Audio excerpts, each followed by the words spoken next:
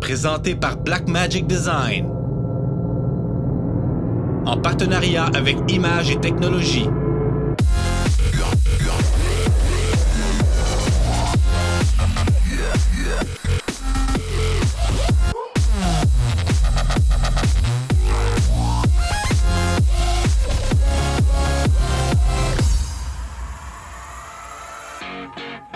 On est chez Adobe, je suis avec Michael, on va regarder dans Audition, il y a plein de nouveautés en audio qui sont vraiment le fun, des trucs qui simplifient, en fait, qui vont nous simplifier la tâche et nous permettre de travailler beaucoup plus rapidement dans Audition pour ceux qui font beaucoup de son et pour ceux qui en font peu aussi.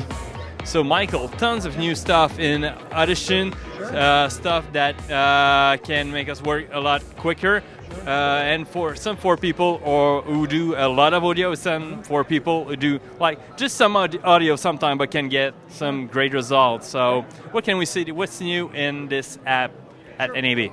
For this release, our team's goal was to make audio mixing more accessible for new and novice users, especially people coming from video editors and such.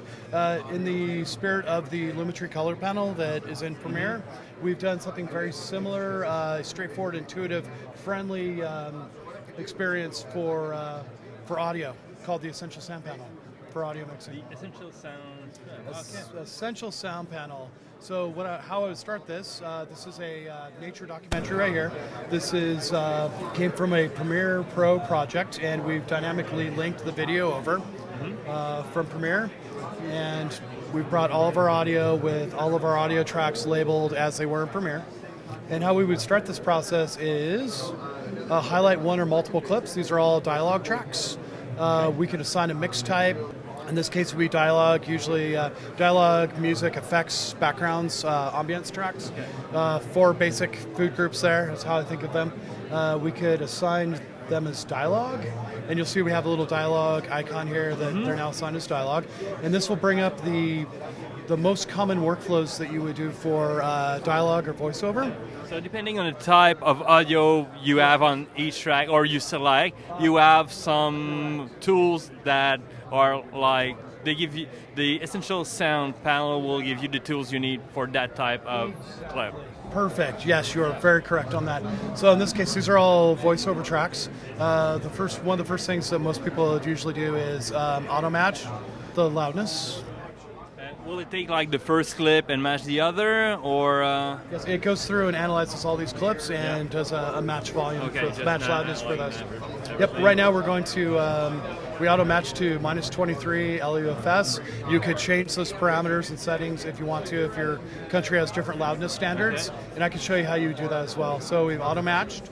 If you had any audio restoration you needed to do in terms of reducing noise or rumble or dehumming.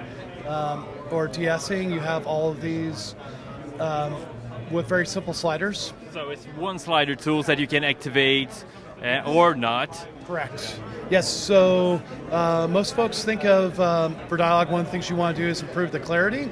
So we can just click on Dynamics and EQ, and what it's going to do is open those up as clip-based effects using our native effects and DSP.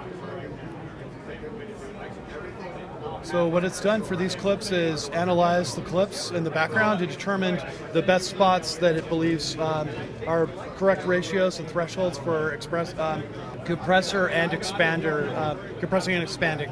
Okay. So the curve we see now is not a preset. It's applied because it's analyzed the sound we have in this edit, and this is based on what we have. Correct. So you could adjust if you wanted to. You can adjust your parameters here as well. And you can also do something very similar for EQs. You could do some setting presets for that, usually a subtle boost for male voiceover, something pretty standard there as well. Some volume adjustments. In terms of other types of audio in your project, you can do something similar for ambience. These are backgrounds, tracks. You can auto match them as well. You've got reverb, you've got stereo width for that as well. And for this, it auto matched to -30 LUFS. So dialogue at 23, these background effects at 30. So it's actually starting to set up a mix for you. You can do something very similar for, let's just call this a sound effect. Very similar parameters there. Opens, in this case, studio reverb in the background. So adjusting all of your parameters there. And if you wanted to adjust and set up a master template for your facility, you could go to the configuration mode and set your values. So minimum and max for reducing noise, your EQ settings, your loudness settings. You can save that as a preset as well, which is really great. Also, for this upcoming release, we've added the export with Adobe Media Encoder.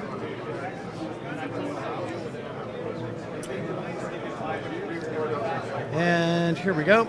So now if you finished your audio mix and audition, you've got your video dynamically linked from Premiere. In the case you edited in Premiere, and then you've pushed it to Audition, and linked it to Audition. You've got your video stream in Audition. You could do your audio mix down in Audition. You can send both your audio and video out at once to Adobe Media Encoder instead of having to send out your tracks as stems, send out your mix down as tracks or stems or a full mix down back to Premiere, solos, tracks, and do your export there. You can do it all at once. So yes. So you can like quickly access a preset. Oh yeah, you've got Media Encoder preset. Exactly. And this is all of your Media Encoder formats and presets you'd have in AME. If you have any custom presets, you can create those in Adobe Media Encoder. They'll automatically show up here in the dialog as well. So this is a pretty simple mix here. It's only stereo in this particular preset that we have for AME. So you could either choose buses or tracks. They're all stereo or the master. got it. If you had a more advanced preset in terms of channels, in this case we've got 8. We could change our routing options. So we have our stereo mix assigned. We could also send out just the stereo music track. We could send out the effects tracks. If you wanted to do, say, a DM&E, a dialogue music effects, So right along there with the mix, you could assign. exactly. You could set it all up here. If you want to export audio and video, you can export just video only if you really wanted to, or just audio only. You could use Adobe Media Encoder for that, and you could set up your track to channel routing there as well. And we'll just set this back to, let's go H264 for this. We'll just do a match source, and it will send it, do our mix down here, send it to Adobe Media Encoder in the background, and it will then encode it in the background for you and has a little indicator of its progress. Okay. And you can actually keep working while it's encoding in the background. You can, So yeah, Media Encoder, exports in the background. You can still work in Audition, which you couldn't do while just exporting and going through your whole mix. And so is that new? Because now it's new that the Audition engine is available to Encoder? Well, it's now that we're able to send out to Media Encoder. Correct. Yes, we're able to send out both audio and video to Media Encoder as of a new feature for this upcoming release. Those would be the new features we have in the upcoming release right there. The Essential Sound Panel and the export with Adobe Media Encoder. Cool, very impressed with all that. Cool.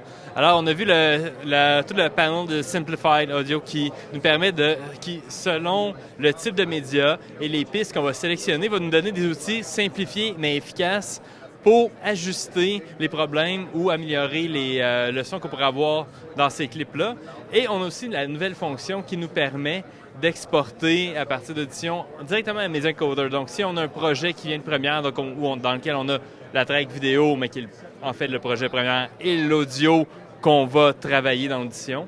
Donc, on peut prendre tout ça et l'envoyer à Media Encoder qui va exporter un fichier final, un fichier d'approbation, et dans lequel on peut assigner les pistes. Donc, on peut aussi, à partir de Media Encoder, assigner nos 8 pistes ou assigner, dire, on va prendre les 2 premières pistes pour du stéréo, les 2 autres pour du dialogue, les 2 autres pour du SFX. Donc, créer aussi une NAB super facilement en assignant avec un petit menu les pistes. Donc, c'est ce qu'il y a de nouveau dans Adobe qui est annoncé juste avant NAB, et on est venu vous montrer ça. Ça nous fait plaisir.